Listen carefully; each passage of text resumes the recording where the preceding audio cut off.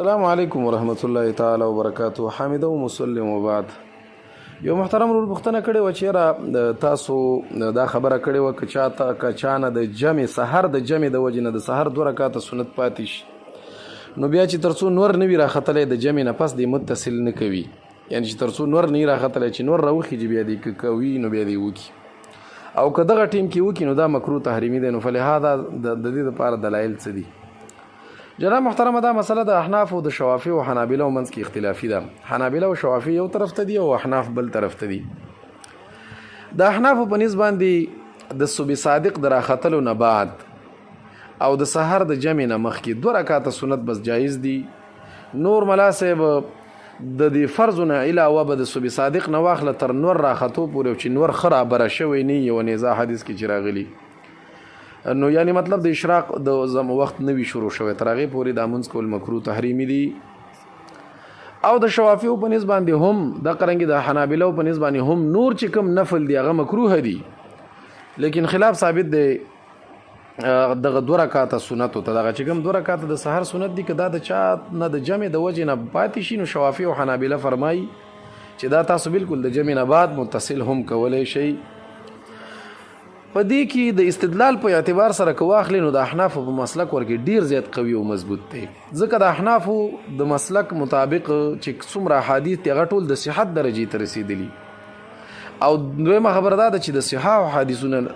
د احنافو سره شته دی، په خلاف د شافعیه او د حنابله او شافعیه د سره په دې کې چې کوم روایت دی نو هغه روایت دی وسره د قیس ابن عمر یو روایت، لیکن هغه خود اصحاب السنن دی، یعنی هغه د حسن درجې نه وربره نه دی. بهرحال د ضعف اقوال هم پکې شته، لیکن مناسب تعدد دی چونکې طرق متعدد دي، نو د دې وجې نه د حسن درجې ته رسېدلی دی. دا صحیح خبره ده، لکه دا د انصاف خبره مې درته وکړه،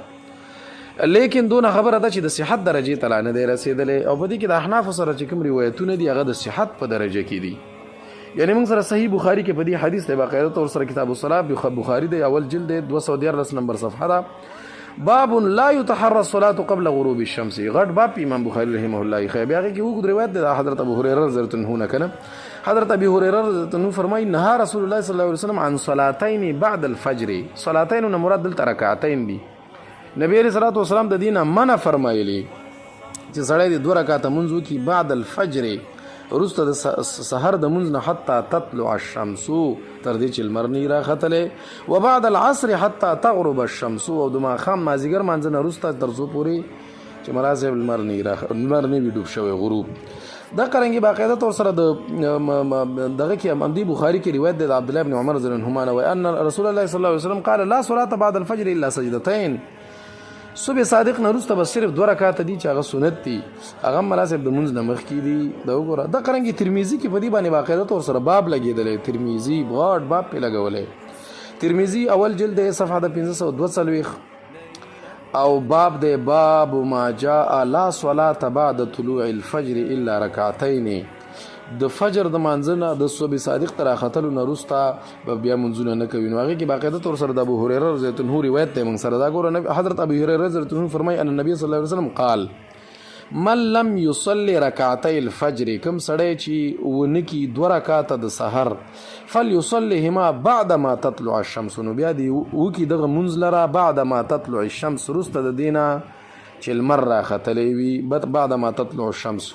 نو وروسته د دې نه چې لمر راوخیږي. نو دا وګوره نبي علیه الصلوة والسلام باقاعده طور سره فرمایي چې بیا د لمر د راختنه وروسته وکړي. دا قرنګي د عبدالله بن عمر رضی الله عنهما روایت هم په عمل یې پکې را نقل کړی چې عبدالله بن عمر رضی الله عنهما به کان یغزیهما من الضحی،